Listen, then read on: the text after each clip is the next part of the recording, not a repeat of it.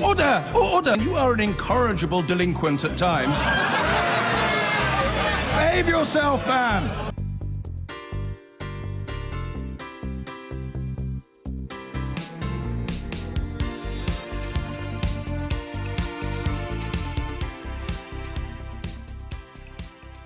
Well, much attention has turned to the impact of Brexit on the UK's food supplies, with the Brexit Secretary refusing to deny claims the government is advocating stockpiling. Meanwhile, some farmers have expressed concerns that labour shortages as a result of an end to free movement could leave crops rotting in the field. Others worry about delays at ports, as we were hearing earlier on.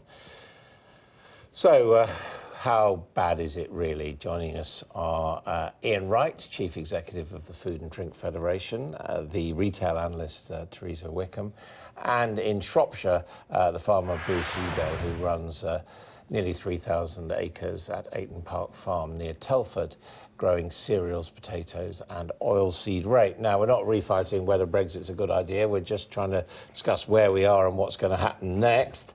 Mr. Udell, what about you? What's what plans, contingency plans, are you now having to make for your farm?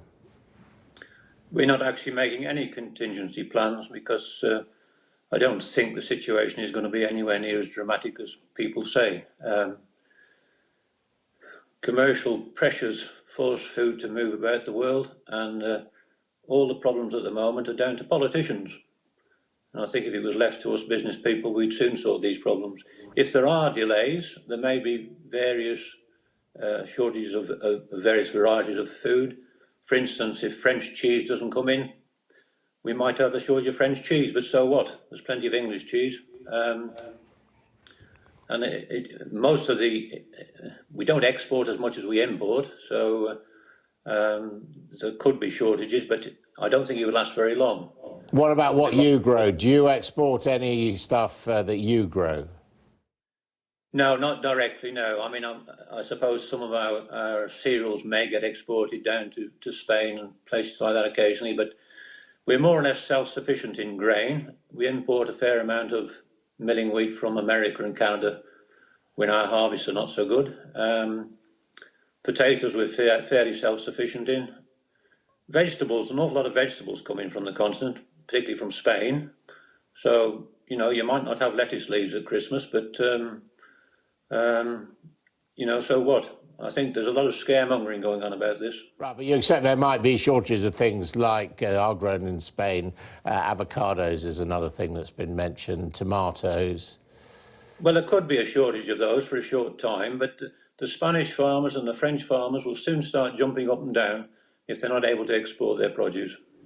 All right, what about you, Teresa Wickham? What's the impact going to be for you?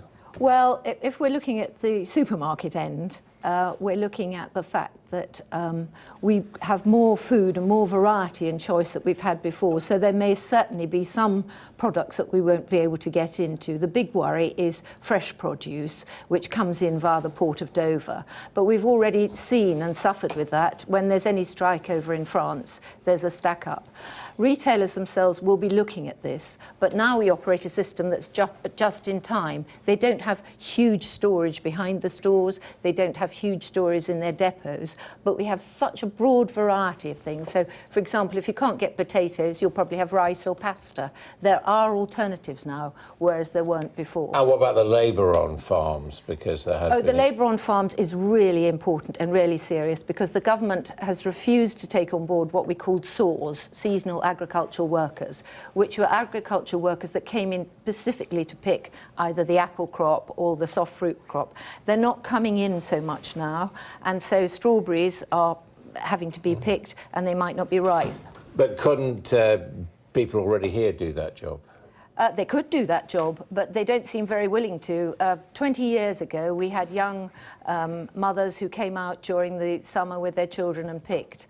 But because it's a seasonal job, people haven't thought about it. They would rather be either unemployed or they'd rather have a job all the year round. And I mean, do they exist in the workforce? Is that, you know, I think it's 80,000 people come in. That's right. Well, most of them, Polish, from Eastern Europe come in. And the reason that they come in is because we offer better terms in the money. But since Brexit, which we have to mention as a name, the pound has gone down and they're getting better value at home. Ian, what do you think? Well, I think it's going to be grisly if there is a no-deal Brexit. I mean, we still hope for a deal. We hope that the Chequers Agreement is the basis for some form of agreement with the EU, but time is running out. Businesses are concerned. I know we've heard this litany again and again and again, but we're fewer than 8 months now from the moment when we would leave the EU, and things are really, really concerning for businesses, particularly across the food chain, because we don't know how we will bring stuff into the UK. We don't know whether we'll be able to. I thought what Richard Burnett said on your programme earlier about the potential very quickly for weeks of delays is really But there are worrying. two ways around this, aren't there? One is to get a deal with a single market in goods, which is what Mrs May is trying to get. And the other, of course, is to have a transition deal, which means that March wouldn't be a disaster. And if that happens, then a lot of these concerns will, if not evaporate, will be mitigated. The real concern, though, is that we get further and further towards March and there is no deal.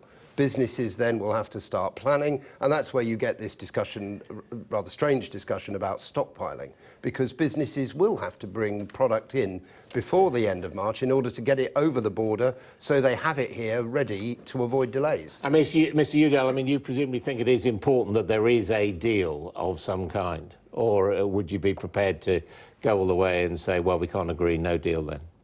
Well, it has to be the right deal as far as I'm concerned. This is a long-term vision we need, rather than this short-term nonsense that comes up. And if it meant what people are calling a crash out in the short term, would that be all right? Europe will want to trade with us regardless. The Irish farmers will want to send their beef. They'll really jump up and down if they can't send their beef. The French wine producers will want to send their wine. It doesn't really matter to us whether we have French wine or not. There's plenty from New Zealand, from Australia, from Chile, from Argentina. But they will want to sell it. So the politicians are going to have to wake up to the fact that businesses want this trade to go on. Well, I don't think supermarkets will wait for that. A lot of the products that they sell are things that they produce themselves under their own label, so they will be making sure that they can get their supply chains working, whether they fly it in, whether they use ports in the north. They will be doing contingency planning behind the scenes. I mean, basic economics says if there's a shortage or a constraint in supply, then prices will go up. Yeah, I think that must be right. We import 40% of our food. Much of that is ingredients rather than finished goods. When the pound went down immediately after Brexit, we saw prices rise by 4, 5, 6% just as a response to the currency. So if we have a currency crash, which you'd have to assume will happen around Brexit, together with all sorts of difficulties of getting things to and from the country, plus shortages, that must equal price rises. Ms Udall, what about subsidies from the EU? Do you get any, and are you going to lose them?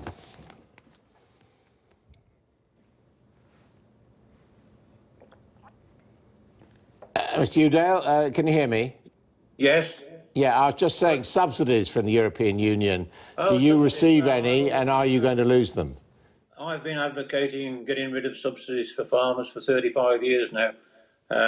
Most of the money that we get gets passed on somewhere else. Very little stays in the farmer's pocket. We can manage without subsidies. We're quite efficient. We've got to get into this big, brave world and get on with it. I really get fed up with all this doom and gloom and Britain can't do this and Britain can't do that. It really does get us down. And the majority of farmers want to leave Europe in a proper fashion, in spite of what the NFU might say. All right, we'll leave it there. Thank you all very much indeed.